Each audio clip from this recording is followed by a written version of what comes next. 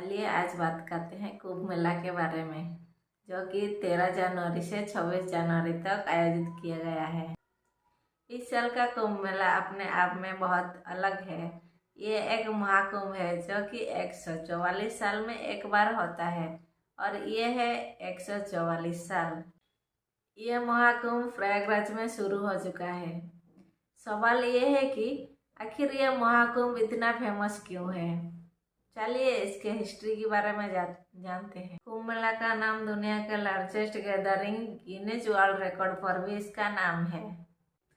कुंभ मेला दुनिया का सबसे बड़ा गैदरिंग स्पॉट माना जाता है। यहाँ पर करोड़ों लोग आते हैं, जो देश के भी और देश के बाहर से भी आते हैं। 2019 में ही प्रयागराज में अर्थ कुंभ मनाया गया था, जिसमें 200 मिलियन यानी कि 20 करोड़ से भी ज्यादा लोग आए थे।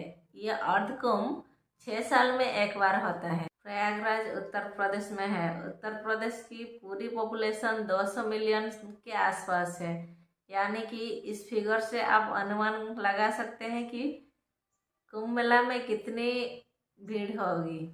कुंभ मेला हिंदू आस्था की एक महान पर्व है। कुंभ मेला एक फेस्टिवल नहीं है, ये एक आध्यात्मिकता की और एक रास्ता है। एक ऐसी रास्ता जिसमें माना जाता है कि गंगा जैसी पवित्र नदियों में स्नान करने से सारे पाप धुल जाते हैं, मन को शांति प्राप्ति होती है। और तो आइए आज हम महाकुंभ के इतिहास के बारे में जानते हैं। इसमें क्या क्या होता है और कहाँ कहाँ पर यह कुंभ मेला होता है, और भी बहुत कुछ जो कि कुंभ मेला से जुड़ा हुआ है। पौराणिक कथा के हिसाब से कुंभ मेला समुद्र मंथन से जुड़ा हुआ है। समुद्र मंथन के बारे में आप सब ने कहीं ना कहीं तो सुना होगा, जो देवता और असुर के बीच में हुआ था, जिसमें से माता लक्ष्मी और अमृत की प्राप्ति हुई थी। पौराणिक कथाओं के हिसाब से कहा जाता है कि दुर्वासा ऋषि ने एक बार देवराज इंद्र को शाप दिया था कि तीनों लोग श्रीहीन हो जाएंगे, और उस शाप के कारण से सारे की सारे देवता कमजोर हो गए। अब जब देवता कमजोर हो गए, इस बात की खबर असुरों को मिली और असुरों ने स्वर्ग पर हमला कर दिया, और असुरों ने स्वर्ग पर अपना कब्जा जमा लेते हैं। सारे देवता विष्णु जी के पास जाके मदद मांगते हैं, और विष्णु जी सुझाव के रूप में उन्हें समुद्र मंथन करने को कहते हैं। उसी से अमृत प्राप्त होगी और उस अमृत को पीने से आप अमर हो जाओगे। लेकिन समुद्र मंथन देवता अकेले नहीं कर सकते, इसीलिए देवताओं ने असुरों की मदद ली थी, और असुर भी इस मंथन के लिए मान गए थे, क्योंकि उन्हें लगा था कि जो भी अमृत निकलेगा उसमें से उनको भी प्राप्त होगी। जब अमृत भरे कलश निकला, तब असुरों और देवताओं के बीच लड़ाई शुरू हो गई। उस बात का फायदा उठा के भगवान विष्णु जी ने उसके वाहन गरुड़ जी को कहा कि अमृत कलश लेके वहां से उड़ जाए। जब गरुड़ देव ने अमृत की कलश लेके जा ही रहे थे, तभी कलश से 4 बूंद नीचे गिर गए थे। हरिद्वार, उज्जैन, नासिक और प्रयागराज। तभी से ये 4 जगह महातीर्थ बन जाती है।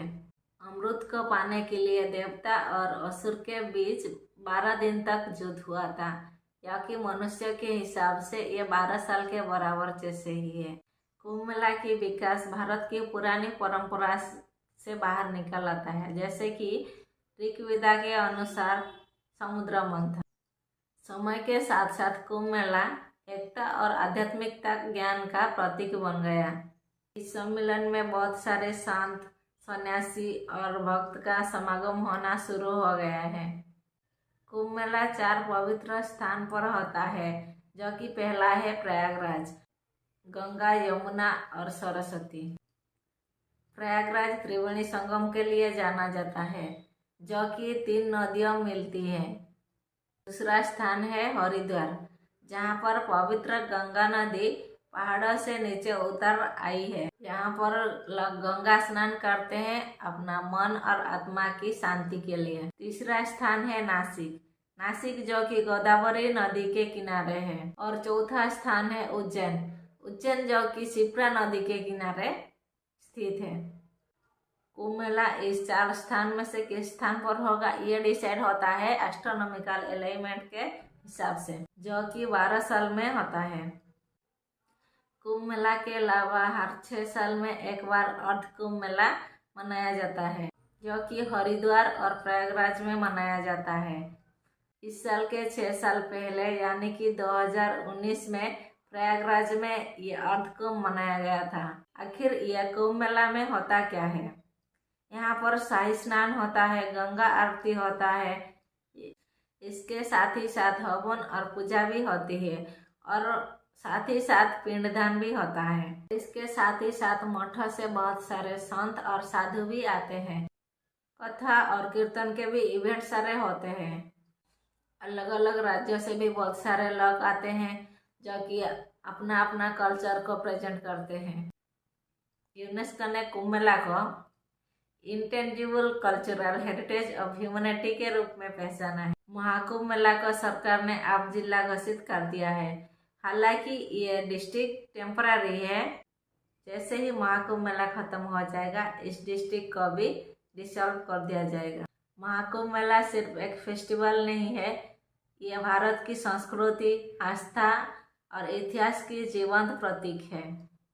ये एक समागम है धर्म, संस्कृति और आस्था का, जहाँ घर से लोग निकलते हैं अपने पाप धोने के लिए और एक आध्यात्मिक सफर के नई शुरुआत के लिए। तो आप में से इस महाकुंभ मेला में कितने लोग गए हो मुझे कमेंट में ज़रूर बताइएगा। अगर आपको ये वीडियो पसंद आया तो लाइक कीजिए और चैनल को सब्सक्राइब कीजिए।